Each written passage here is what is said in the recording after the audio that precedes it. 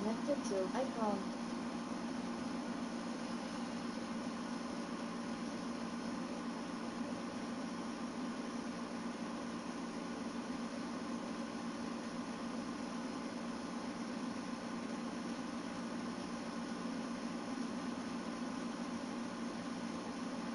Keep it with something.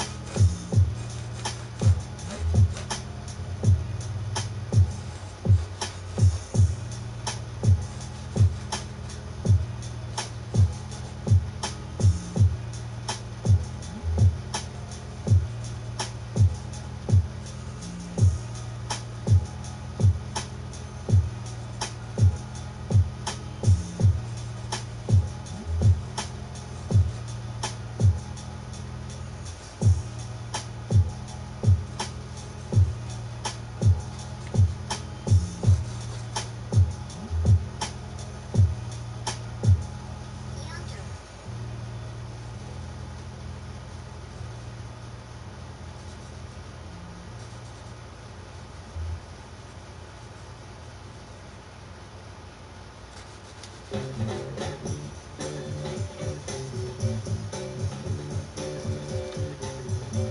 be shy, get up.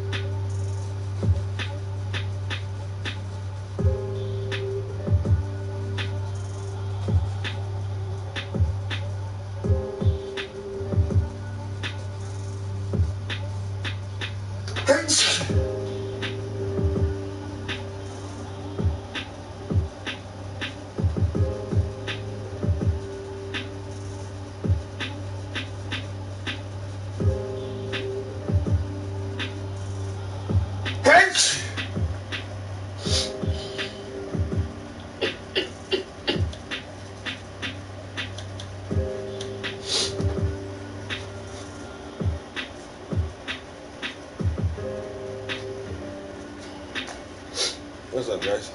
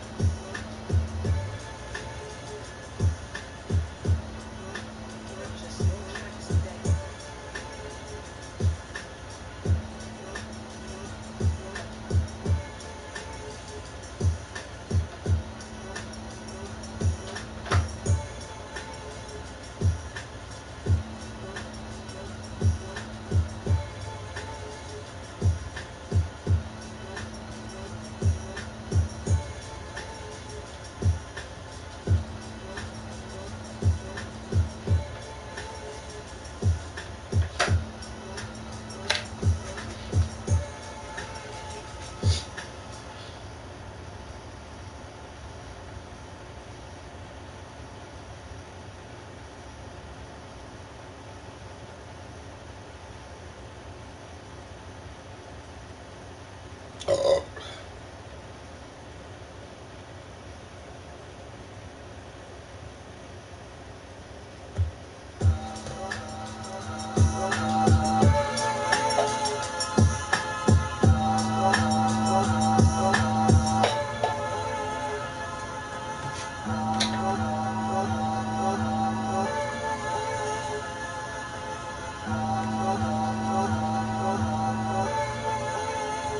fucking eraser don't last long or shit.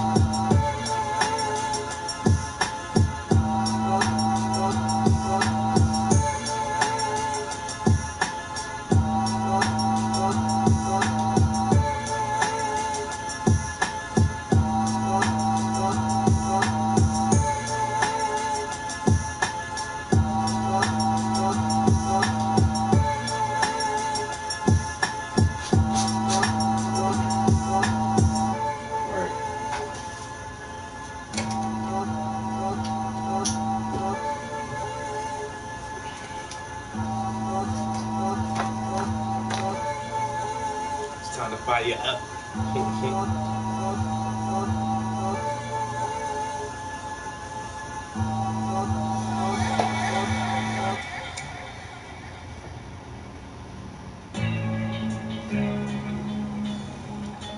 Boom, boom, boom, boom, boom, boom, boom.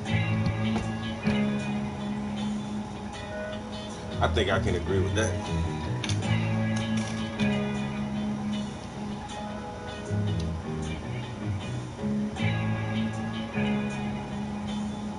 Damn bowl was so damn dirty, bro. That shit clogged the fuck up.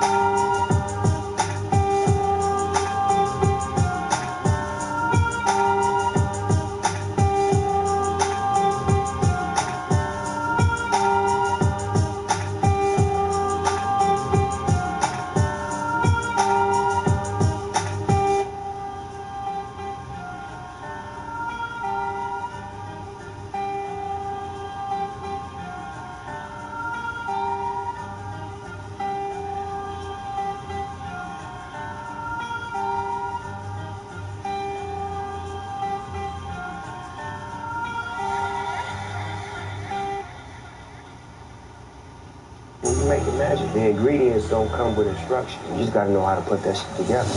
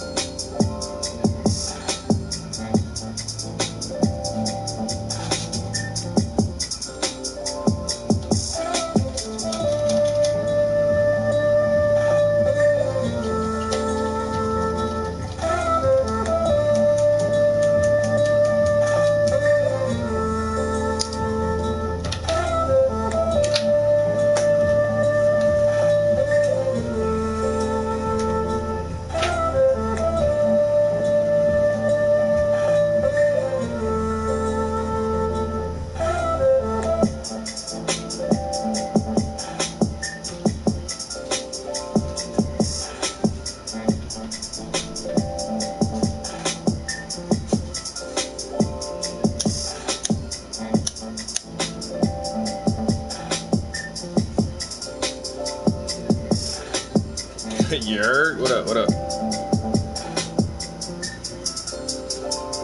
Yo, Stan, my man. Yeah, I was just talking to one of my homies earlier today, texting him. He texted me just on some what's up, how you doing? And we were talking about some other stuff, and he has bad shoulder joints and everything. He has to get these fucking shots every couple months. Yo, Lou, what's up, bro? And I asked him, I was like, you ever tried Cranum, man? He's like,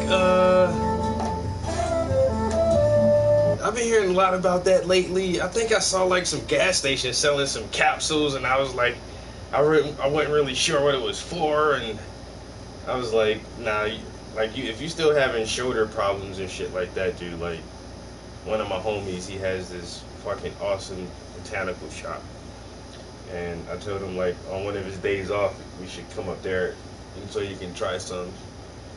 But he said sure. He said in the next few days he'll be off, so I was gonna come up there the other day my damn self, wound up falling asleep.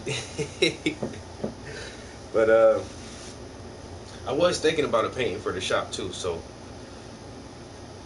don't count me out on that, because I do have an idea. I might even do an acrylic painting, because those acrylics dry really fast, and so I can get something in there. But I just got this. This is a paid commission I just picked up, like literally just now. So whenever I get these paid commissions, I just drop everything I'm doing and try to work on these. My man has shot me a deposit and everything, so we gotta get on the ball. Alright, come on, pencil sharpener. Oh shit, I got so many wires, this shit look like spaghetti down this bitch. Come on, which do I unplug? And I'm always hoping like I don't unplug the TV or the PlayStation, well, especially the PlayStation or something. I've done that several times. Thought I was unplugging the fan or unplugging the pencil sharpener and wind up unplugging the PlayStation. Like, shit. Alright. Get that up out of there. Yeah, this is my homeboy's oldest playing looks like the saxophone maybe. What's that? I'm not very musically inclined when it comes to instruments, so I'm not actually sure what this instrument is. Honestly, I ain't gonna lie. I think it may be a saxophone.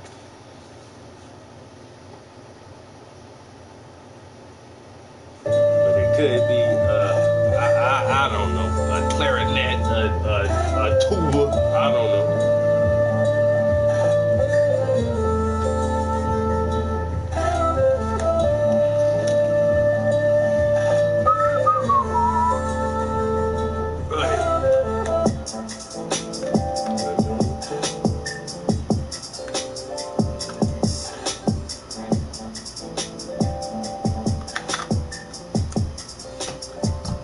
Teresa, yo.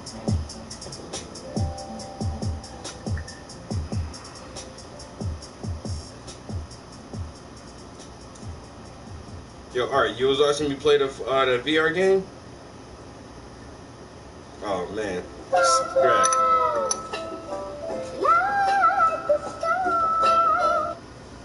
Yo, the studio has been quiet, bruh, cause I don't know. That's how I know I'm addicted to that shit, man.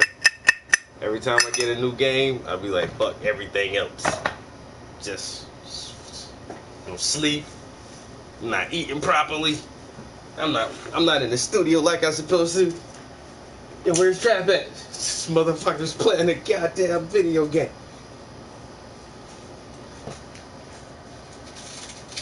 I was streaming that shit earlier. A couple people was like, yo, I never seen what VR looks like. That shit is badass, yo. I ain't even gonna lie, yo. Like, this is a game that I have been waiting for. Something that looks... Oof.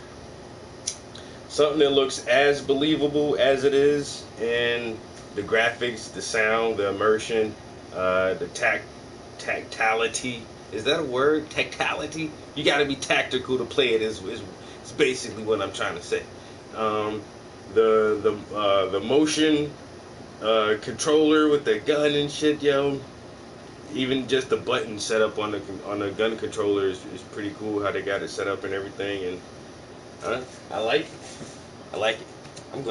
As soon as I get finished with this, I'm gonna get back on again.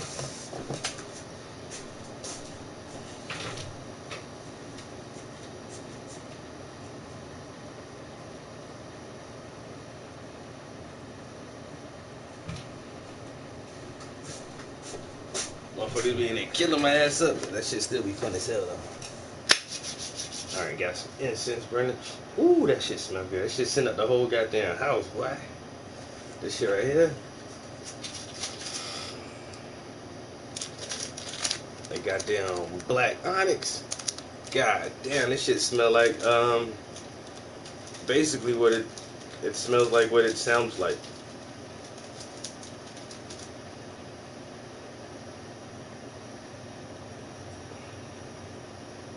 Yeah, that shit smell good as fuck, yeah.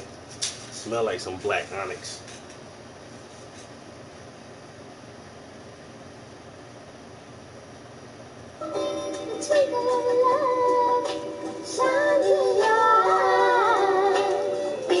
Be young. Like the sky, a twinkle of light shines in your eyes. I should have been a fucking singer, yo. Oh my god. My vocals is too beautiful, man.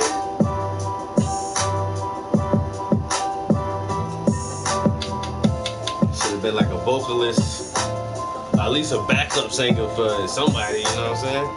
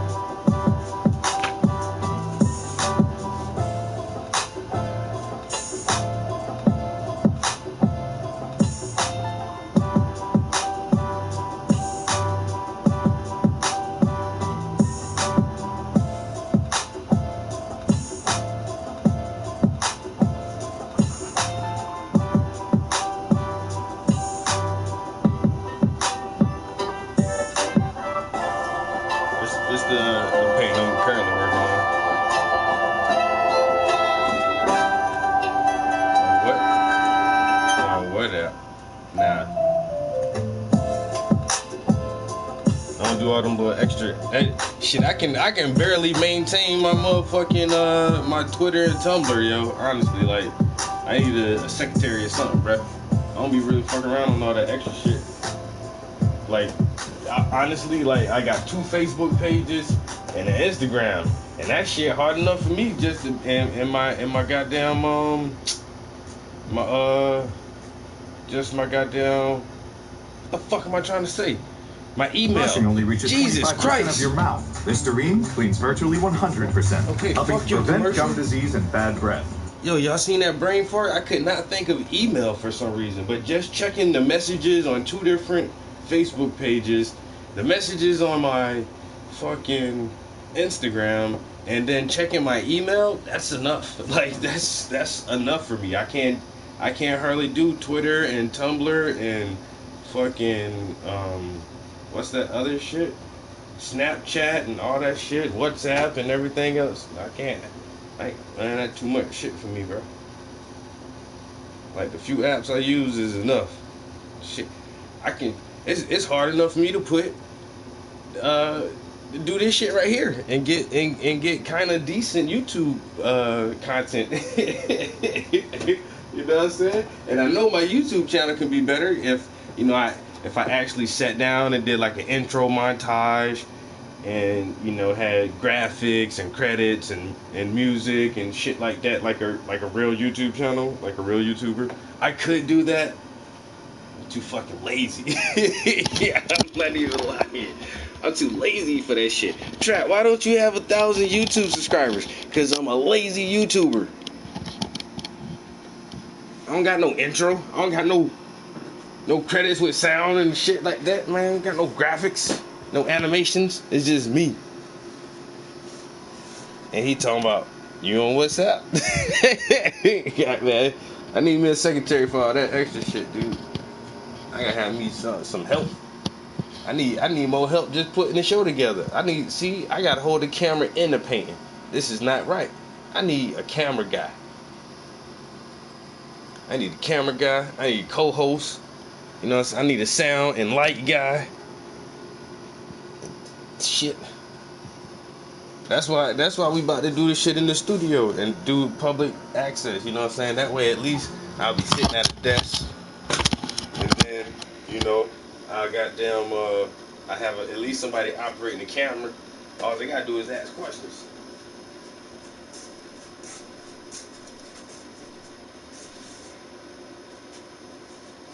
Where's that, oh, I meant to show you guys something else too. Where's that,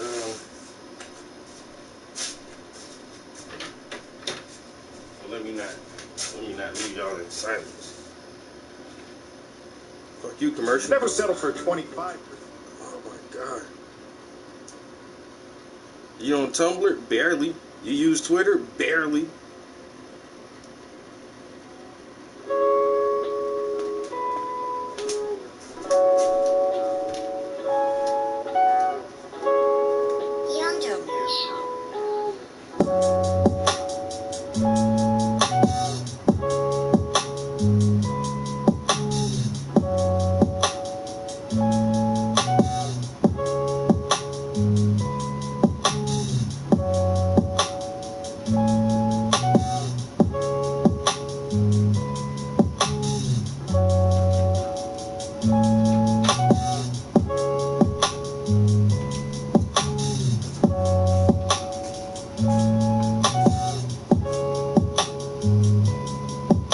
This is the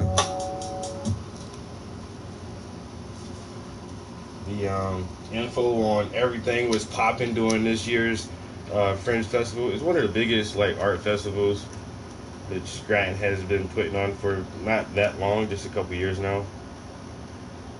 But this is the event calendar and schedule.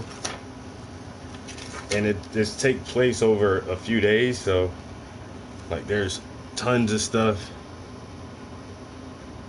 All the venues. There's a festival going on downtown now. I think it's the Italian festival and the Slavic festival and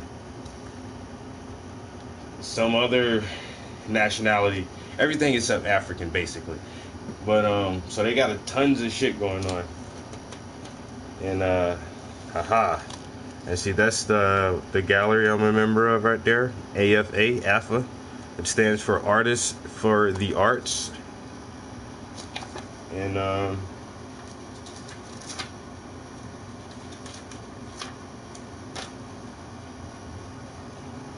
so yeah, there's just gonna be tons of stuff going on. And in the AFA page, well, we got a half a page. Or is that the whole AFA gallery page? Oh well, no, it's another gallery up there. But we do have like the bottom half. And that's my piece right there. And that's the painting that says "fuck Trump" on it. And so it's funny. So it's a funny ass story. Well, funny to me, right? Anyway, so I submitted 3 pieces, but then at the very last minute, I thought to myself, "Hey, let me change one." And so I didn't even ask the gallery, right? So I took 4 paintings down there instead of 3, just in case they told me no. So I got down there and I was like, "Look, I know I submitted these 3, but I want to change that one and put this one in instead." No, I said I want to change one. And the curator said, "Well, you can't change that one because it's already in the paper." I'm like, "Huh?" She was like, "Yeah."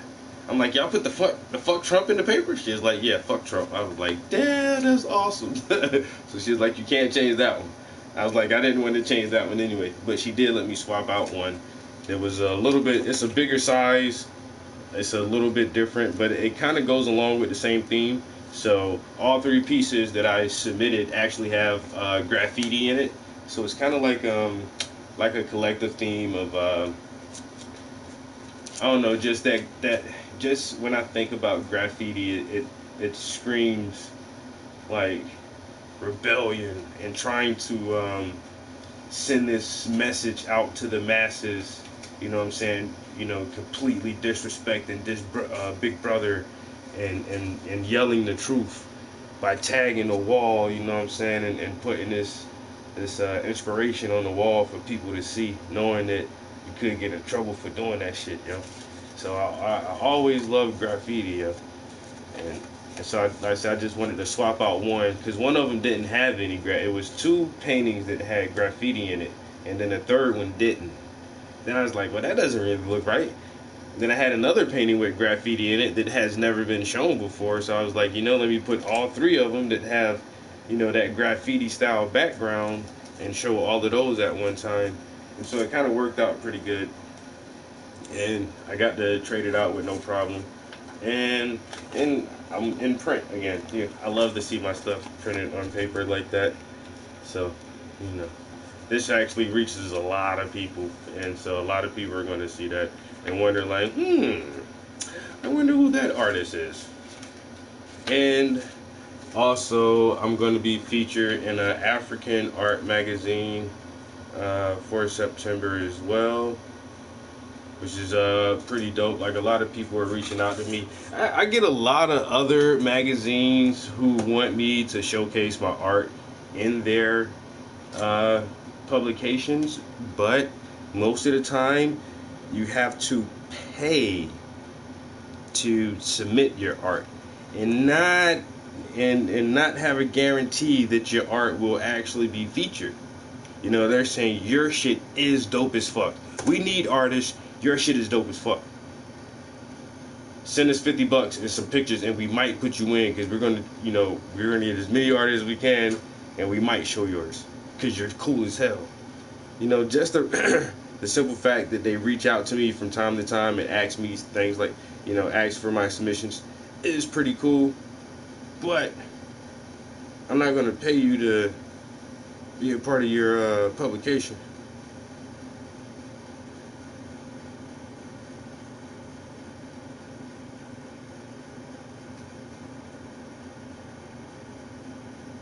It's Kwesi Adom, and I'm here to talk about the Adom Square magazine. So if you've been following us, you know that we produce an Adom Square magazine to promote artists and to basically feature artists. And in January 2018, we came up with our first ever edition, which was this. And in April 2018, we came up with our second edition, which was this. Now, this September, we are coming up with our third edition, and it's going to feature artists such as Temi Adefolu, Odumade Emmanuel, and Travis Prince. If you've not heard about them, you can go look up on Instagram and you find them. And it's going to have so many interesting topics, such as your child could not have done that, is skill still relevant in art, and is social media killing art? So if you're interested in art at all, just wait on it. This September, we are dropping our third edition. It's Kwesi Adom, and I'm here to talk about the Adom Square. Y'all hear them saying my name all the way in Africa? Oh, y'all thought it was a game? Come on, man. This shit ain't no damn game. I'm gonna just keep doing what I'm doing. You know what I'm saying? People say, oh, you should do it this way. Oh, you should do it like that. Nah. It'll be alright. I'm just keep doing what I do. You know what I'm saying? So if you've been following us, you know that we produce an Adom Square magazine to promote artists and to basically feature artists. And in January 2018, we came up with our first ever edition, which was this. And in April 2018, we came up with our second edition, which was this. Now, this September, we are coming up with our third edition, and it's going to feature artists such as Temi Adefolu, Odumade Emmanuel, and Travis Prince. If you've not heard about them, you can go look up on Instagram and you find them. And it's going to have so many interesting topics, such as... Yeah.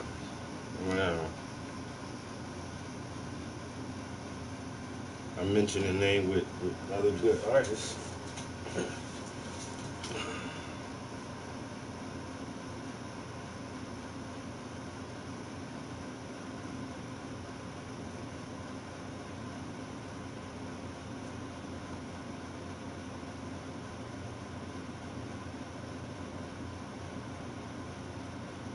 I'm getting all these friend requests on Facebook, and half of the time,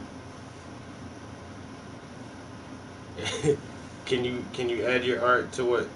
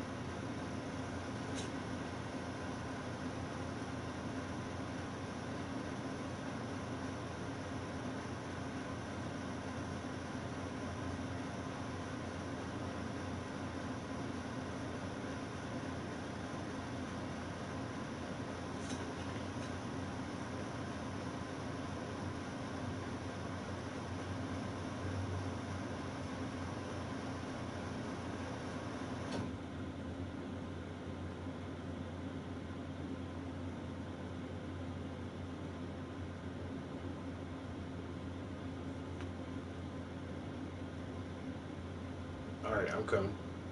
Can you add your art to the magazine? I don't really know. I don't even know how, they selected me. Like I said, I don't normally submit my art for stuff. For the most part. Most of the time, like, I am a member of local galleries, and I don't mind doing that. Like, any place I can reach physically go and talk to people and see places and deliver my art, I'll do stuff like that. But like for these different publications from everywhere else, like I don't normally submit art. They just contact me like, hey, can we do this? And I'm like, sure.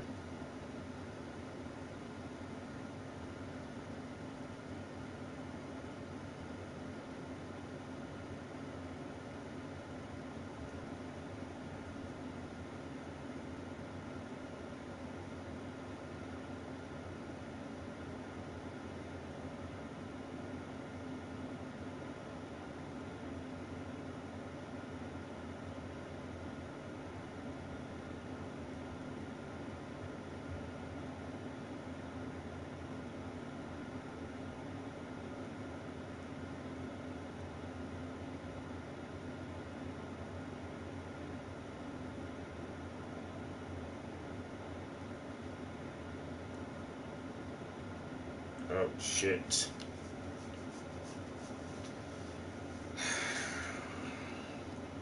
Yeah, like even this TV show I'm about to do for public access, like I never submitted.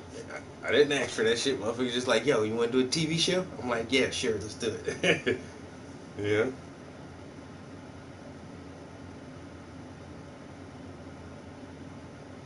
And that's how I know I'm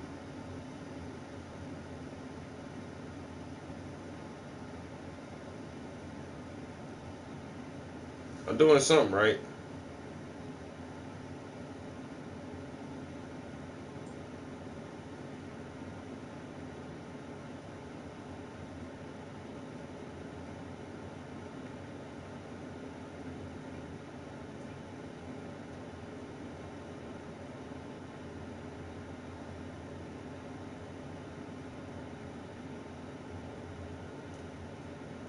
Yeah, I'm doing something right, which is pretty cool.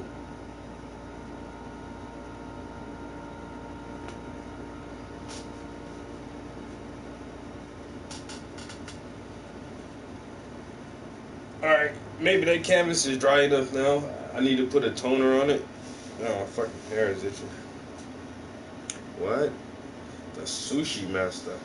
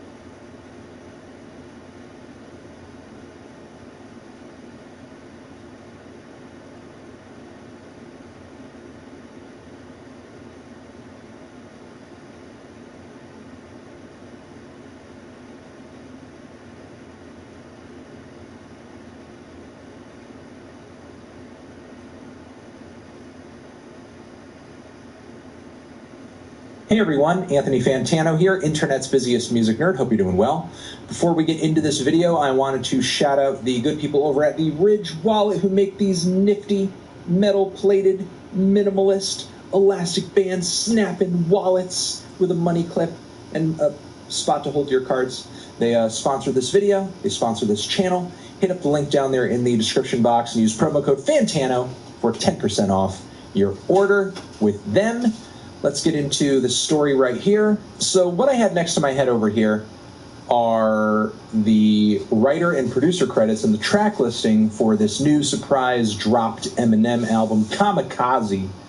And there are a lot of interesting names that pop up in the writers section and the producer section of this record. I mean, one would think that Eminem actually took some of the criticisms that people had for his new album to heart. Even though he's lashing out at everyone, he's telling it like it is. He's telling everybody off. Whoever dissed him or said a bad thing about his music, man, he's taking them all to task. But on this new record, he actually has like some pretty good and tasteful and contemporary and trendy producers on here. He's got Mike Wilmeda. He's got Ronnie J. Even the people in the Swedish kind of electropop band Little Dragon have writer's credits on one of the tracks of this thing. So Eminem actually picked out some decent production and some decent producers. But you see, there are some people who I guess are not all that happy about their inclusion with this record, most notably, maybe the most surprising name to pop up in the writers section here, more surprising than Kendrick Lamar, certainly, Mr. Bon Iver himself, Justin Vernon, who has taken to Twitter because his vocals, which pop up on the song Fall, which I was surprised to hear when I gave the record a listen. His vocals pop up on a track that features some of the most problematic lyrics on the entire record, and now he's not that happy about it. It's not a good look for the Bon Iver brand, because a song where Eminem calls out Tyler the Creator and says, "Tyler create nothing. I see why you call yourself a bitch. It's not just because you lack attention. It's because you worship D12's balls. You're sacrilegious. If you're going to critique me, you better at least be as good or better." Like, Jesus Christ. The dude is said to be bisexual. Like, what the fuck? I mean, and maybe not even bisexual. Maybe Tyler, the Creator, is homosexual. Maybe he is sort of partially out of the closet. We don't fully know yet. We know that he has hinted toward such things in his lyrics. I know that Eminem just kind of flagrantly lets that word fly without much regard for it, but it does make me wonder, and I guess kind of the phraseology of the lyrics maybe do point to this, but it makes me wonder if he knew that going into this bar and said, you know what, I'm just going to do it. I'm just going to make myself look like a total asshole and do it. And yeah, he pretty much does. And by way of that, he makes Justin Vernon not look too good either. And Justin says, was not in the studio for the Eminem track. Came in for a session with BJ Burton and Mike Will. Not a fan of the message. It's tired. Asked them to change the track. Wouldn't do it. Thanks for listening to BRN. That's his new album project, his new collaborative project with Aaron, the dude from The National. So they wouldn't change the track. I don't know what exact changes he's looking for. Would M change his lyrics? Would they pull his vocals out? Was he just chilling in the studio with Mike and BJ and just kind of like riffing on some vocals, just laying down some tracks for whatever? Because if so, like, Jesus Christ, you've not just from the perspective of, oh, well, Eminem might have your vocals on a track and he might say something that you philosophically don't agree with or you're offended by. It's not even so much a matter of that. Of course it is, but it just kind of seems like you're letting so much of your artistic creativity go and just throwing it into the hands of producers and individuals who clearly are not handling it with the same care that you would, if I am to assume that you truly do have the total clueless separation from this song and this situation that you're claiming to have. Somebody who's been in the industry as long as Justin has been, someone with huge name recognition, I can't imagine that he would. It just doesn't make sense. It doesn't make sense that he would just like record random shit with guys like Mike Will Made It and just say, yeah, do anything with it. Oh, will you change that? No, I have literally no control in this situation. Okay, bye. I guess it's really unfortunate, the position that some musicians find themselves in the industry. I guess just try to be more careful next time with who you allow to have control and ownership of the things you do and record. Because I guess it can come back to bite you, and you'll have to go onto Twitter for a bit of a mea culpa and hope that people don't take issue. He sort of follows this statement up saying, Eminem is one of the best rappers of all time, there is no doubt. I have and will respect that, though this is not the time to criticize youth. It is the time to listen, to act. It is certainly not time for slurs. Wish they would have listened when we asked them to change it. Yeah, I pretty much agree. It's a cringy moment on the song, a cringy moment yet again for Eminem.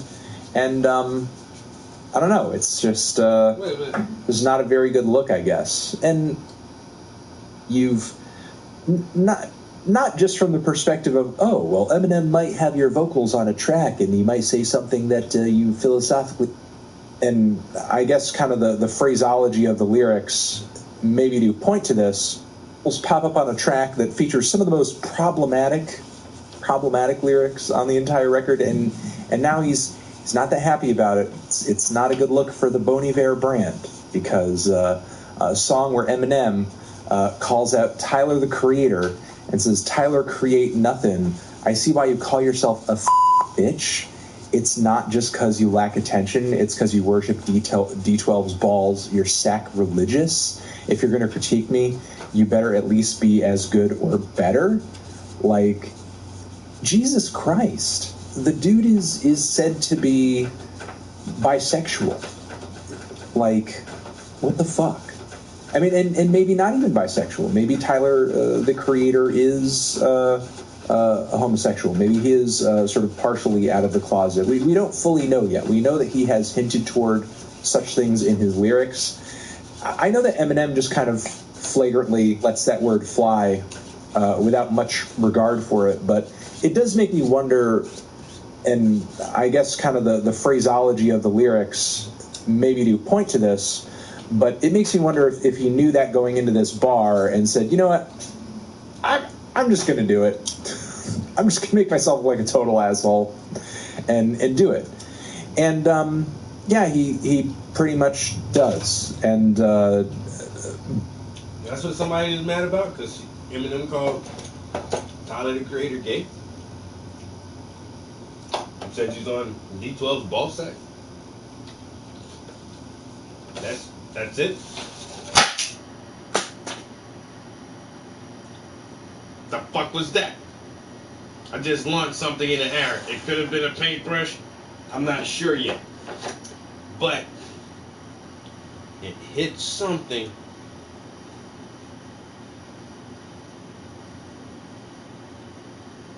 Like, no, seriously, what the fuck was that? What did I do? Oh shit, it was the lid. It was the lid to the paint. The cap. And that shit just flew over there, and now I probably have paint on some other painting where I don't want paint to be. Motherfucker. How? Why, Trap? Why did you even set the fucking paint cap right there? Fucking moron. Now I gotta find this paint cap. But that's weird, like Eminem's called people faggots before.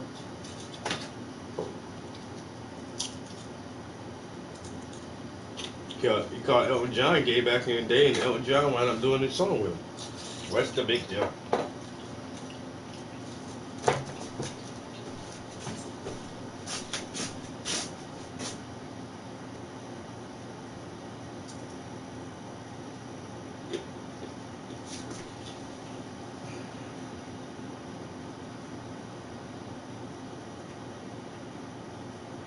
I got the cap.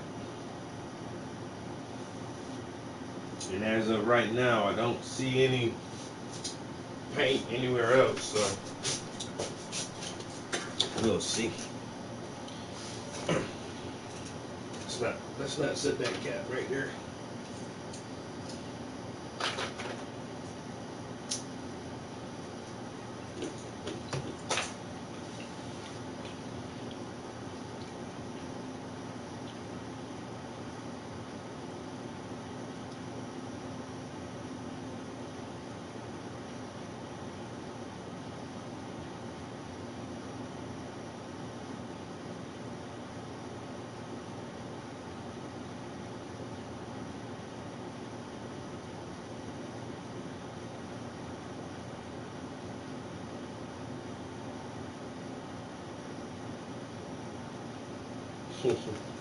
I see why you call yourself a faggot, because you on D12 balls. You're sacrilegious.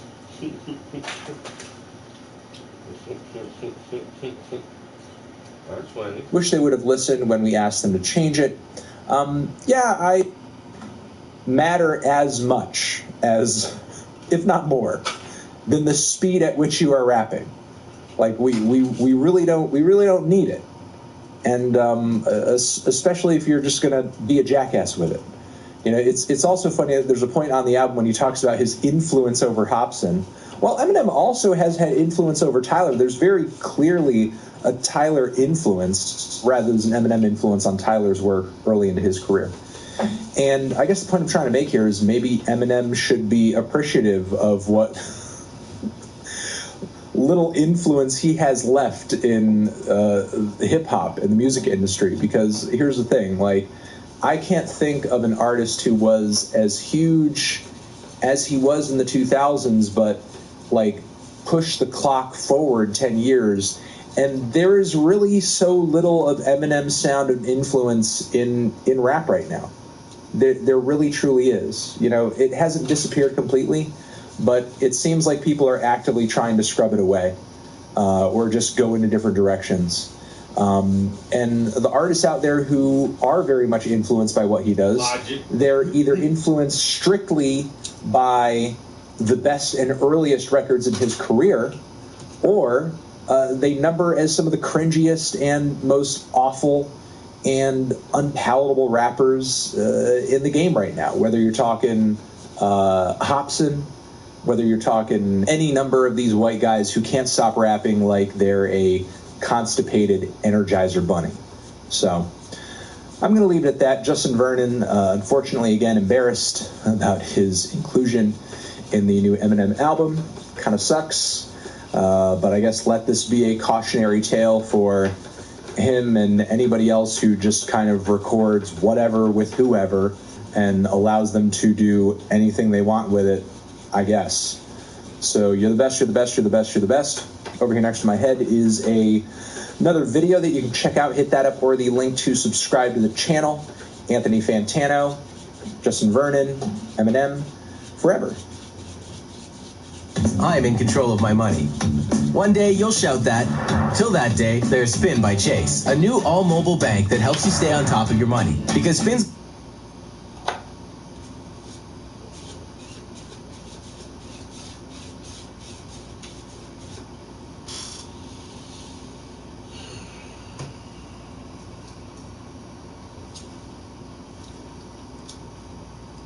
Got that done.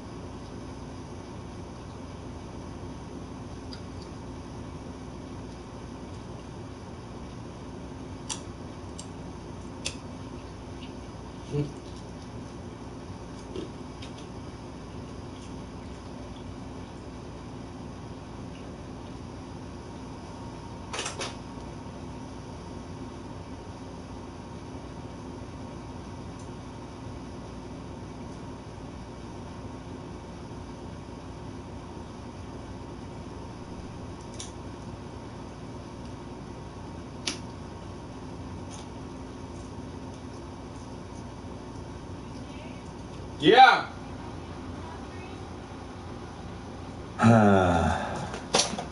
Hi everyone, Anthony Fantano here, Internet's busiest music nerd, and it's time for a review of the new Interpol album, Marauder. This is the latest full-length album from legendary indie and post-punk band Interpol. The band's trajectory over the past 20 years has pretty much become a trope in popular music at this point. Band makes grand entrance into the music scene with a pretty much picture-perfect debut album, and then they sort of spend the rest of their careers living in the shadow of that album, never really quite being able to outdo it, or really create anything that seems totally out of the purview of it. Whether it be the band trying to stick to their guns for a pretty formidable follow-up on their sophomore full-length LP, or bringing in a bunch of very syrupy, atmospheric, grand, extra lavish instrumentation on their self-titled record in 2010, and then going back to basics in a way on El Pintor a few years ago in 2014. And at this point on Marauder, Interpol still kind of sounds like they are at a loss loss for what to do. I was somewhat excited going into this album by the rough and wild performances I heard on teaser tracks like The Rover, even if the mixing and Paul Banks' yelpy vocals were a bit weird. It still seemed like the band were on the verge of something new and refreshing. But the exciting new direction I hoped Interpol would pull through with on this album is just not here. Nor would I call this album the mild return to form that Pintor was either. Instead, Marauder pretty much sounds like the same moody, driving post-punk that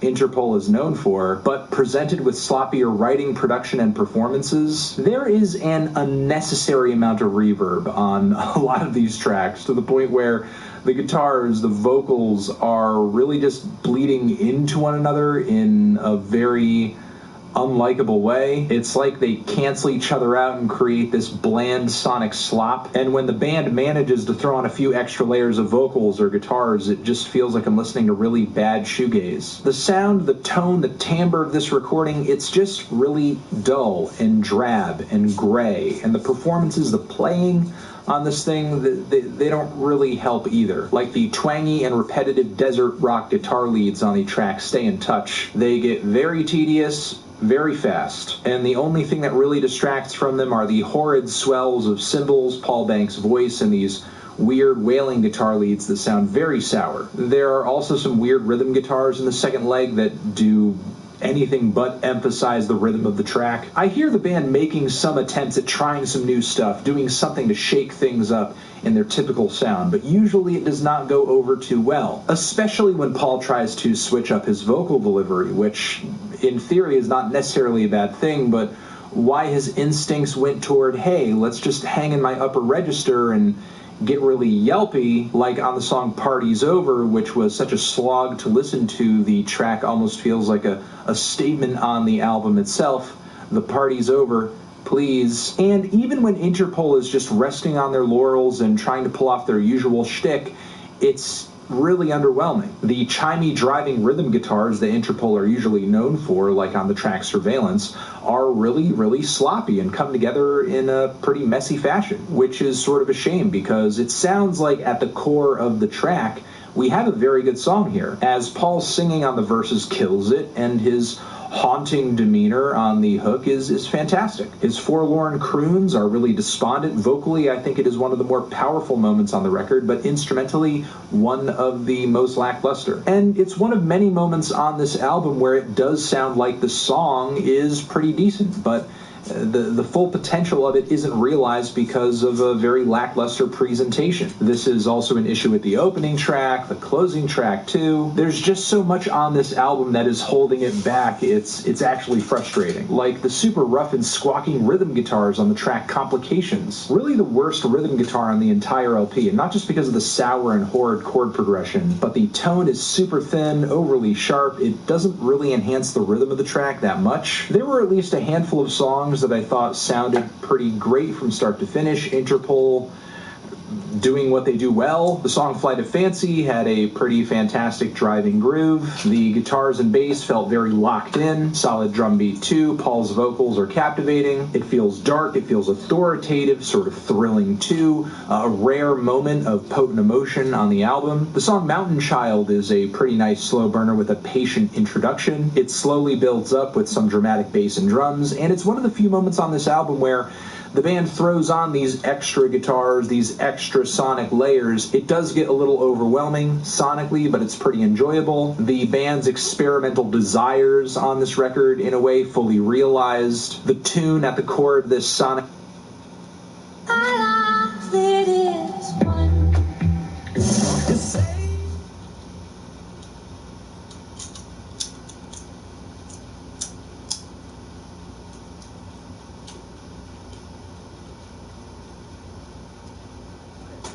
One more thing, Time Tano here, the internet's sniffliest music nerd.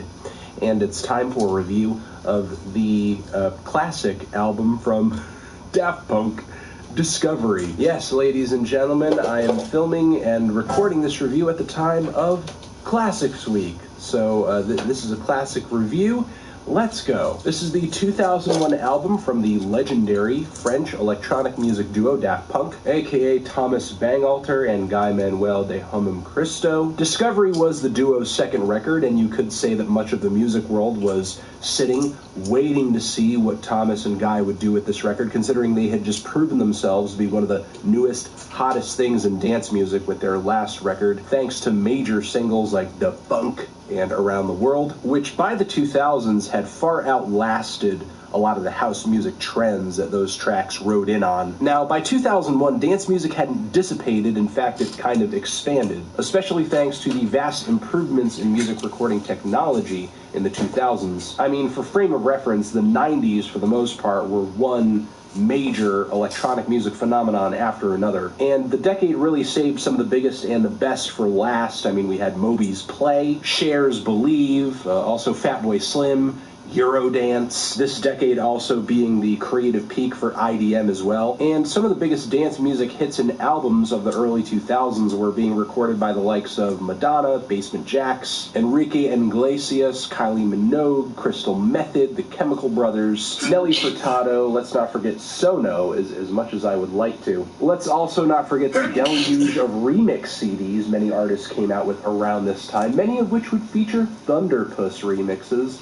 And did I say Jamiroquai? I think I said Jamiroquai. Also, several years down the road, James Murphy would be singing about Daft Punk playing at his house, and the Gorillaz would be releasing Demon Days, which, in my opinion, is a record that is pretty fantastically inspired by the smooth, driving grooves of Daft Punk's music. I mean, the song Dare off this record does sample Revolution 909 from Daft Punk's Homework. Now, while Daft Punk's Discovery is not the last great house album, it almost serendipitously sits at the end of an era where numerous shades of electronic music had this massive breakthrough into the public consciousness. House and Chicago house and techno and jungle, breakbeat, big beat, friggin' drum and bass, drill and bass, all of which are groundbreaking, all of which are great. But Guy and Thomas were kind of presented with a unique opportunity with this record, because a lot of the electronic dance music artists on the more mainstream side of things weren't always writing music for an album audience. There was just as much emphasis, if not more, probably more, on the single or the remix than the album itself, which is really not surprising. That's mostly how electronic dance music is marketed today, but that's still a major reason as to why Discovery stands out as an artistic statement in electronic music today. That not only Guy and Thomas groomed this thing to flow like a well-crafted pop or rock record, but also that Daft Punk introduced this massive element of showmanship in their music by bringing on the iconic robot helmets and suits that we know them for today. Also, a couple of years down the road, I guess in an effort to creatively give the record a second wind, Daft Punk came out with the animated film Interstellar 5555. The thing was about the length of the album itself. The budget was $4 million. It was inspired by Japanese anime, and the production was overseen by anime and manga artist Leiji Matsumoto. The visuals locked up really nicely with the pacing of the record, and even though there's not really any dialogue on this thing, the storyline's pretty clear, like a bit of a commentary on the music industry itself, with the story basically being about the abduction and exploitation of this alien pop band. And the movie might also be a bit of an acknowledgement of Daft Punk's transformation themselves into, I guess, a final form of sorts. While this is not Daft Punk's first foray into film, it was certainly more interesting, aesthetically pleasing, and cohesive than a story about dogs, androids, firemen, and tomatoes. Like, look at that makeup. Look at that friggin' dog. Ugh. It looks like a bad 80s movie. So I've established that Discovery had a lot going for it in terms of showmanship, in terms of context, in terms of visuals and promotion, but the album's music was and still remains its greatest asset. Now, while this record is not a total departure from the Chicago house sound that put the duo on the map with their first... You guys like Daft Punk? You know, Daft Punk is probably my, and there's not a problem, they are my favorite fucking techno band.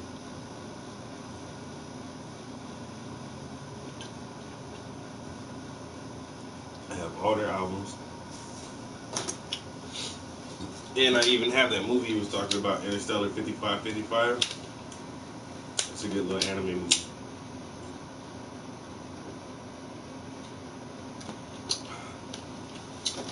thing. I have to empty this trash can. Shit. Everything is spilling out. Alright, so I got a new commission going. Man, these pistachios are delicious and healthy.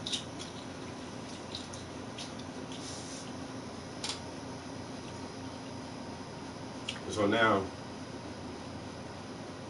this is going to be my main project for a while. I was working on a nude painting, but my homeboy Shaman got me to do this for him, so I'll be working on this for the next couple weeks, probably. At least the next week or so. And the last commission I did, I varnished that earlier today. So hopefully I'll be sending that out tomorrow or Tuesday.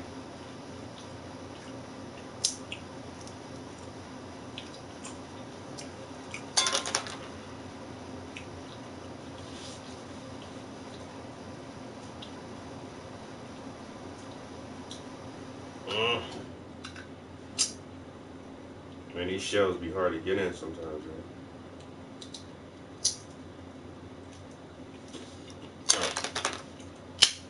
That was the last one. Anyway, I gotta take this trash can down with me. That shit is... My trash is literally overflowing. Alright, guys. I appreciate everybody coming to chill with me. You know what I'm saying? All the comments, all the good questions and everything. Every time. I know I've been doing some short streams lately, but I do have a new video game. I know that's not a good excuse, but that's the one I'm going to use. And I think I'm about to go downstairs and chill and play some video games for a while. You know what I mean?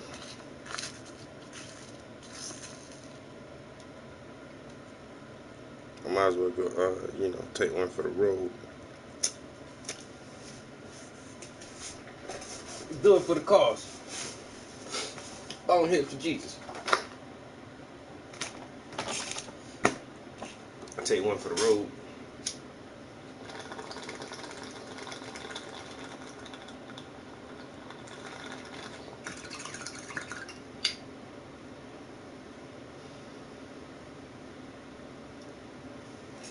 All right. Congratulations, you are a winner.